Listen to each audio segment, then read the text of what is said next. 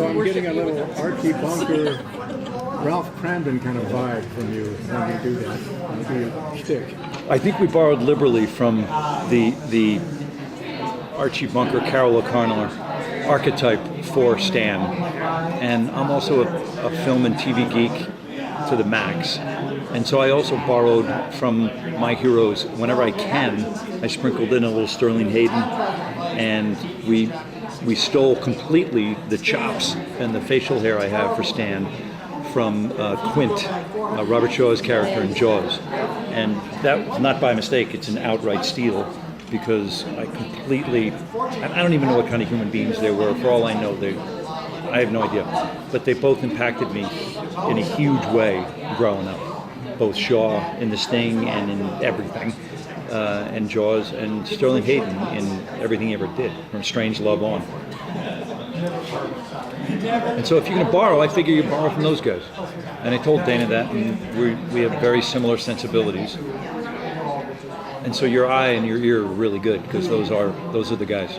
How important is humor in this? Say again? How important is humor in this? Well, here's the thing about Stan. Horror comedy is tricky. There's not that many great ones. So the top of the pyramid for me and for Dana is An American Werewolf in London, John Landis's American Werewolf in London. And the reason it's so good to me is that if there's two extremes in those spectrums, one, I'm making this up, but one Scooby-Doo, where it's funny, but the monsters are largely denuded. So you can crack a joke, but the monsters aren't a threat. And the other extreme is The Exorcist, where it's really scary, but aside from Lee J. Cobb making a couple of jokes, you can't really break a joke in The Exorcist. And so in the middle there, if you want to straddle those two, it's fucking hard. Because jokes can't be at the monster's expense, because then the monsters are not much of a threat, but the monsters can't step on the jokes. And so that's what we're trying to do in Stan. And it's hard. It's hard. So part of the thing in this is the pathos of your character and his tragedy. Can you talk a little about bringing that to it? Because that's one of the things that always gets me with these characters is you love them because of their broken heart. It's a great question. And as a producer, the number one thing I wanted to protect, you have to hang on to a couple things in post-production, because once you get to post, everybody is Orson Welles, and nobody's Orson Welles is Orson Welles. And so one of the things I wanted to hang on to last year, and it's just a tiny, it's 20 frames, is Stan touching that keychain, her missing key when he comes into the house. And I think it was important because Stan is, as you were suggesting, he's wounded. He's an injured guy. His wife of 27 years is dead, and he just got fired from his job. So the two things that anchor this guy are gone. So now it's what he's supposed to do. And so that's what I locked into, this wounded guy. And the fact that he now has to, even wounded, he has to somehow make his way through this landscape of fucking witches. Call action and get out of my goddamn eye line. I want to play that guy. Let's excavate. Let's see who that guy is. Let's dust off his shit. Let's see what that guy's going to do when a witch comes up to him. He takes a pipe and bashes it over the fucking head. What else is he going to do? Right. And he kind of doesn't have anything to lose. Correct. So it's great. And so the overriding arc last year was for Stan at all times to be back in his chair watching the History Channel, drinking 5 dozen beers. And whenever he wasn't in his chair doing that, he was in the wrong place at the wrong time. This year, for me, the arc was to get whole again. And the only way he could get whole, and this goes back to your original question, is to get his wife back. But she's been dead for a year. So how are we going to do that? Season 2. That's a great answer. Thank you. So how does that change Stan as a character? Like, how does it sort of, like you said, dig up from his rougher edges? It exposes some emotional just gold mines that he didn't know were there, but Dana did. And so exposing those about 4 different times was the stuff that actors' dreams are made of. Because you go into Stan, you go into Archie, although what Carol did with Archie is there's plenty of emotional stuff with Archie, but you get to work backwards with these guys, because unless we find, if a guy's a little rough around the edges and he's a little bit of a marginal jackass, but just because he's operating out of fear and being a wounded, injured guy, we got to find a way to reconcile that. Otherwise, I'm changing the channel. And so Stan, we find out why we forgive him his trespasses this year. We're seeing Atlanta become the Hollywood of the South, basically. So what has been your experiences, filming there? Well, I did 42. I did Jackie Robinson, the Jackie Robinson movie down there, 42. And I was only there for a week, and we were in this huge soundstage.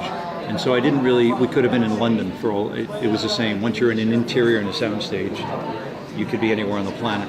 But Stan, a lot of it are exteriors. And so my experience in Atlanta has been that the crews are fantastic. A lot of technical people have moved down there from Los Angeles, and because the cost of living is cheaper. The unions are strong. It's just that the producers move it down there because there's about a 14% kickback. So if every $100,000 you spend, you get 14 grand back. I think Louisiana's around 17%. So that's a heck of an incentive. Can you talk a little bit about switching maps between acting and producing and what that whole process is like? Because I'm sure you have like a little bit of control in both areas. The two biggest ways I can contribute as a producer on Stan Against Evil is to encourage the writers to get the actors the scripts earlier, since it's 8 episodes in 5 weeks, which is preposterous. And so unless the actors have the words and their arcs and know how to work backwards, since we're going to be shooting episode 8 and then episode 1 and then episode 2 and then and the deck's just going to be shuffled every day when you get to the set. So unless you can rehearse it like a play prior to coming to Atlanta, it's probably not going to work out. So I can try to get the words from the writers earlier, and then while we're shooting, I can create a space on the set that's safe for the actors to explore. My perception of safe creatively, I don't mean physically, I mean creatively. And then in post, I'm really comfortable. I had a post-production company in New York for about 10 years in the Brill Building, and I'm very comfortable in post, and I can make everyone's lives easier. Because I have a photographic memory for what we shot, and so if the editor is really wrestling with how to get out of that scene, I can say, let's go to the end of that 4th take. There's this really interesting thing Janet did that you may not have seen because you used the 1st take. Just go to the end of, humor me, go to the end of the 4th take. Just look at this lovely thing that Janet did. And I'm like, oh, I didn't see that. I'm like, I know you didn't. It's okay. I know you didn't. But that's what you're going to go out on. I mean, it's amazing you can pick up on those little nuances like that. It's a blessing and a curse. In the strangest crossover hypothetical situation, how would Stan react if he met Dr. Cox? It would depend on whether or not he needed him. Because you got to remember, Cox is much of a pain in the ass as he was. He's the best doctor in Sacred Heart. And in the bottom of the 9th, if you have an issue, you want Cox. Medically. Not spiritually or emotionally. So if he needed him, I think he would be able to process him. Otherwise, I think he'd cross the other side of the street to avoid him. So they're both alphas, and they're both, I don't know if Stan was ever as good at his job as Dr. Cox was, but he was good at his job, but he got fired. Stan got fired. So he didn't get to go out on his own terms, which goes back to your sense of being wounded or injured. I don't know how many of you have been fired from jobs, but it sucks. And you always look at the person in the mirror every morning, and it just becomes this pool of inadequacy and blame. And it's this horrible circle. You circle the drain, blaming yourself for getting fired, and it sucks. It may have had nothing to do with you. But Stan got fired at the bottom of the 9th after 27 years in conjunction with his wife dying. That blows. So Stan's relationship with his daughter, how is that going to change? gonna be our last question. What we found last year with Deborah, who's almost a female Jonathan Winters, and I mean that in the ultimate compliment in the history of showbiz, is that we had to frame her in scenes where the actor could succeed. So in other words, if she had to do the who, what, where, when, how, all the expository shit, we weren't using her properly. We plugged into kind of a female Jonathan Winters with her, and she steals season 2. Instead of having to cut all her stuff out, because the show is 21 minutes and 35 seconds, and when you call action and let Deborah do some of her magic, you don't want to call cut, even though it has nothing to do with the show. You just want to watch her, because she's great. And so this year we put her in a position to crush, and she did. It's a lot of improv then. A lot of improv work. Like you read about, for Deborah, because she's great at it. I mean, actors come in and they say, oh, well, I just want to improv. And it's like, well, yeah, but you suck at it. So say what's on the page. It'll serve everyone a lot better. But Deborah's one of those rare actors who can she's got game. And hardly anybody does when it comes, like Neil Flynn, on the janitor on Scrubs. He's an improv doctor. He's an expert. And Deborah's, well, she's right up there with Neil. Oh, wow.